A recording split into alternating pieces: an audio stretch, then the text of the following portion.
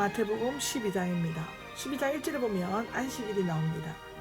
공관 복음서에서 예수님과 바리새인들이 자주 출동했던 주요 원인은 안식일에 관한 문제였습니다. 유대인들은 안식일 준수를 가장 중요한 규율로 여겼으며 할례, 부정한 고기 문제 등과 함께 이방인들과 구별하는 기준으로 삼았습니다. 출애굽기 20장 8절에서 11절, 신명기 5장 12절에서 15절에 보면 나옵니다. 탈무드 24장에 걸친 안식일 문제를 다루고 있습니다. 밀밭이 나오는데 원래는 형용사 씨를 뿌린이지만 명사형으로 되어 자란 곡식, 보리밭, 곡식밭 등으로 번역되어져 있다고 합니다. 그때가 예수님이 돌아가시기 1년 전 6월절과 밀을 수확하는 맥추절 사이에 있는 안식일이라고 추정한다면 밀밭이 옳은 것입니다. 밀 이삭을 뜯어라가 나오는데 율법에는 나그네가 배고플 때 이삭을 잘라먹는 일이 허용되었다고 신명기 23장 25절에 나옵니다. 예수님 당시까지도 계속되었는데 바리새인들은 그것을 안식일에 행했다고 트집을 잡았습니다. 이삭을 자른 것은 추수한 것, 손으로 이삭을 비빈 것을 탈국한 것으로 껍데기를 분 것을 부른 것입니다. 또한 그런 행위는 안식일 전날에 미리 준비해야 하는 규정을 어기고 식사를 준비한 것이 된다는 것이었습니다. 3절에 보면 읽어보지 못하였느냐라고 나옵니다. 예수님은 세 가지 신뢰를 들어 반박했습니다. 첫째는 구약에 존경받던 다윗 왕이 그 일행과 함께 제사장만이 먹을 수 있는 제단 위에 놓인 떡을 인용하십니다.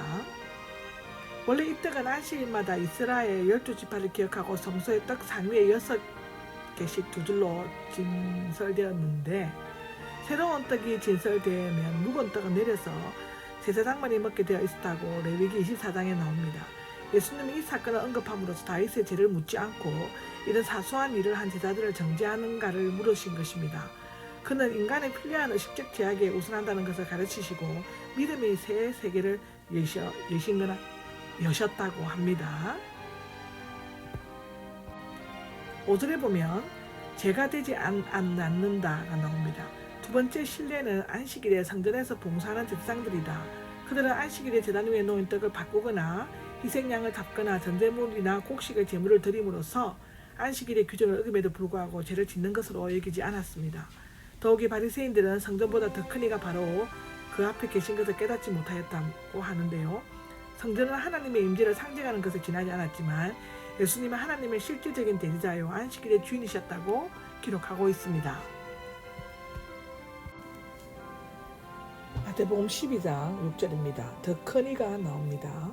중성이지만 중성 명사 성전과 대비되어 요나보다 더 큰 이와 같이 이해될 수 있습니다. 예수님 자신을 가리키고 있다고 기록되어져 있고요.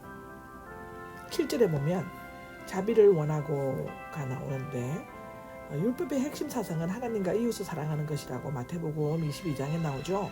제사는 하나님과 이웃과 화목을 이루고 사랑하기 위해 드리는 것이지만 그들은 제사를 드리는 데는 열심이었지만 가장 중요한 사랑, 즉 자비를 베푸는 데는 전혀 관심이 없었다고 기록되어져 있습니다.